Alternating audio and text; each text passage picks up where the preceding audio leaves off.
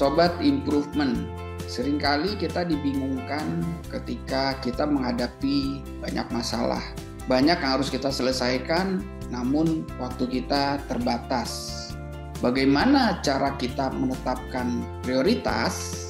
Apa yang harus kita kerjakan terlebih dahulu yang memberikan hasil optimal terhadap masalah yang kita hadapi? Apa yang harus kita kerjakan, 1 atau 2 aktivitas, namun memberikan dampak yang besar terhadap masalah yang kita hadapi? Di dalam ilmu manajemen ada yang kita kenal dengan istilah Pareto. Pareto 80-20. 80-20 itu memiliki makna bahwa kita melakukan usaha 20% tapi bisa memberikan dampak 80%. Kok bisa? Usaha 20% tapi hasil 80%? Caranya adalah kita memfokuskan pada masalah kita yang prioritas. Pada umumnya, masalah yang prioritas itu hanya 20%, tapi memberikan dampak 80% terhadap hasil akhir atau terhadap kinerja kita. Misalnya, kita memiliki kebiasaan buruk, kita membuat list 10 kebiasaan buruk kita. Kemudian kita coba set, kita memberikan penilaian. Ya, ternyata kita akan menemukan bahwa ada 2 kebiasaan buruk dominan kita yang bisa memberikan impact 80% terhadap kinerja kita. Jadi, kita tidak harus membereskan 10 kebiasaan buruk kita, tapi kita cukup memfokuskan untuk merubah 2 kebiasaan buruk kita, namun memiliki dampak 80% terhadap kinerja kita. Fokuskan saja pada 2 kebiasaan buruk vital yang memiliki dampak 80% terhadap kinerja kita. Itulah yang dimaksud dengan Pareto 80-20. Pareto itu ditemukan oleh Vilfredo Pareto, ekonom Itali. Awalnya, ekonom Itali ini menemukan bahwa 80% tanah di Itali dikuasai oleh 20% populasi orang kaya dan pejabat-pejabat yang ada di Itali. Hal ini juga terjadi di negara lain dan mungkin juga terjadi di Indonesia. 80% tanah dikuasai oleh 20% populasi. Konsep Pareto berkembang menjadi salah satu tools analisa dalam menetapkan prioritas. Jadi seperti yang saya sebutkan di awal, kita fokus di 20% masalah vital tapi memiliki dampak 80% terhadap hasil. Intinya adalah fokus saja pada 20% masalah vital atau masalah penting, tapi dampaknya 80% terhadap hasil.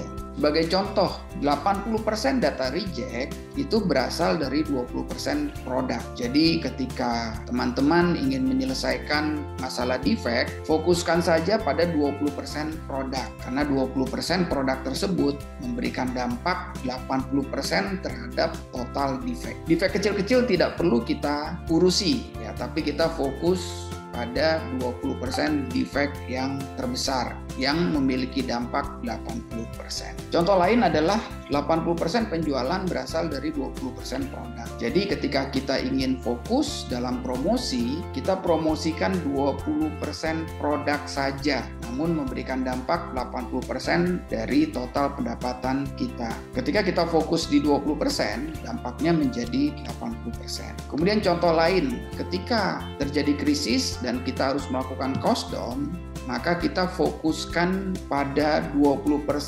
anggaran terbesar yang menyumbang 80% dari total biaya perusahaan. Kita fokuskan pada 20% anggaran tersebut, namun berdampak 80% terhadap total anggaran. Jadi kapan Pareto digunakan? Pareto digunakan pada tahap awal program analisa atau ketika kita ingin melakukan improvement. Ya, tentunya kita tidak fokus melakukan improvement yang kecil-kecil, tapi kita fokus pada improvement masalah yang vital. Masalah vital tersebut 20%, tapi memberikan dampak 80% terhadap hasil. Pareto ini digunakan juga untuk mengolah data kita. Data kita yang banyak kita olah untuk melihat 20% masalah vitalnya atau 20% data penting yang berkontribusi terhadap 80% kinerja atau 80% hasil. Untuk lebih jelas saya memberikan contoh kasus Pareto yang pernah kami terapkan di salah satu UMKM pada saat saya diminta untuk menjadi mentor untuk UMKM.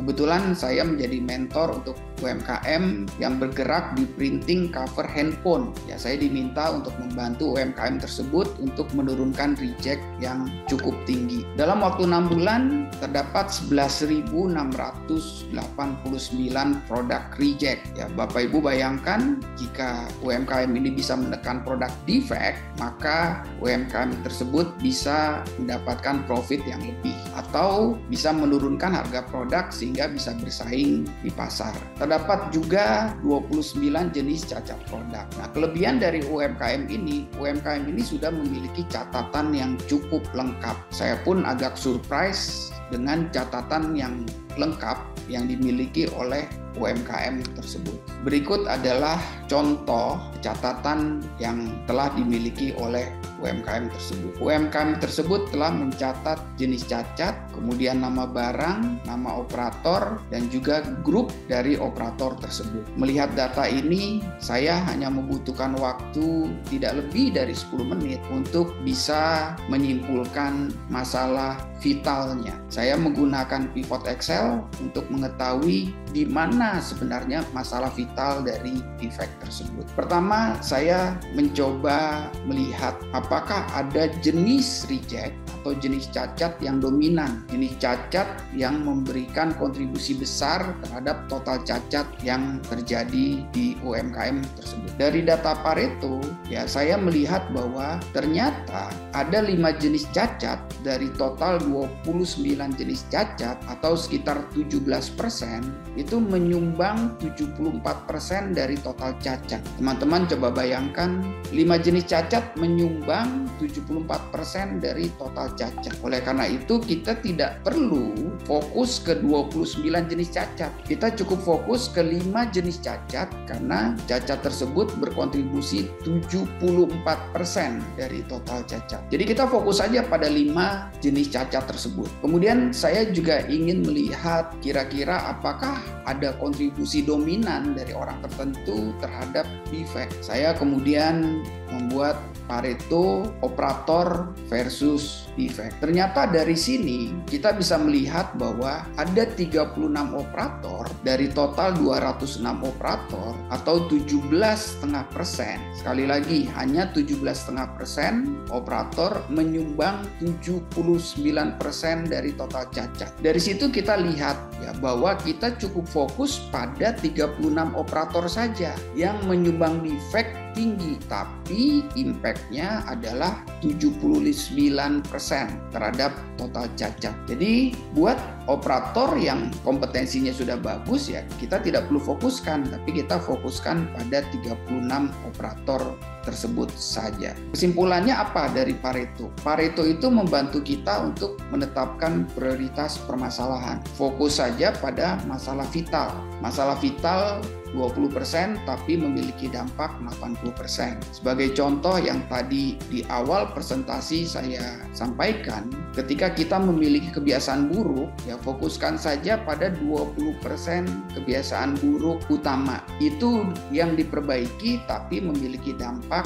80% terhadap kinerja kita. Jadi kita tidak perlu fokus untuk menyelesaikan semua kebiasaan buruk kita, tapi fokus saja pada 20% kebiasaan buruk vital yang berdampak terhadap 80%.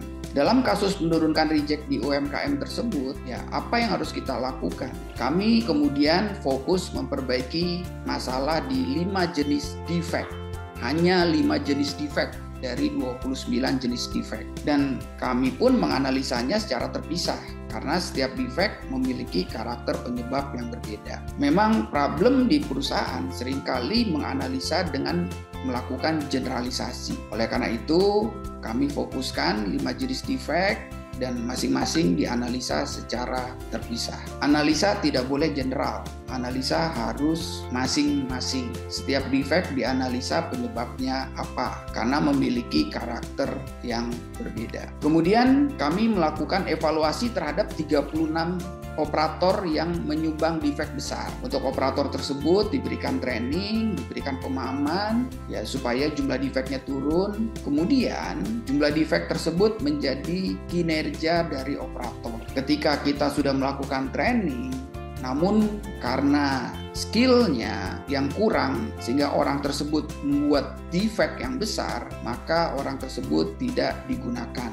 atau dipindahkan ke tempat lain yang tidak membutuhkan skill yang terlalu tinggi. Kemudian bagaimana ketika kita tidak memiliki data? Kita ingin menerapkan Pareto tapi kita tidak memiliki data. Langkah pertama adalah kita menyiapkan check sheet-nya dulu. Ya, informasi apa yang ingin kita peroleh. Misalkan kasus yang tadi, kita ingin mengetahui jenis defect dari produk. Maka kita menyiapkan check sheet untuk kita bisa mengetahui jenis cacatnya. Kalau kita ingin mengetahui kontribusi dari orang, maka kemudian kita menyiapkan check sheet untuk menulis defect tersebut dikerjakan oleh operator yang mana. Setelah data terkumpul, baru kemudian kita olah data, kemudian kita menyusun Pareto untuk menetapkan prioritas. Untuk data yang tidak bersifat terukur, kita bisa mengevaluasinya dengan memberi bobot, misalnya mengenai kebiasaan buruk kita. Ya, kita berikan bobot, kemudian kita fokuskan pada 20% kebiasaan buruk yang paling dominan yang berdampak 80% terhadap kinerja. Mudah-mudahan ilmu manajemen tentang Pareto bisa membuka wawasan kita untuk kita bisa fokus menyelesaikan 20% masalah vital, namun berdampak 80% terhadap kinerja. Ingat, jangan fokus pada masalah kecil, tapi fokus pada masalah vital. 20% masalah, 20% usaha, namun berdampak 80% terhadap kinerja. Salam improvement. There is always room for improvement.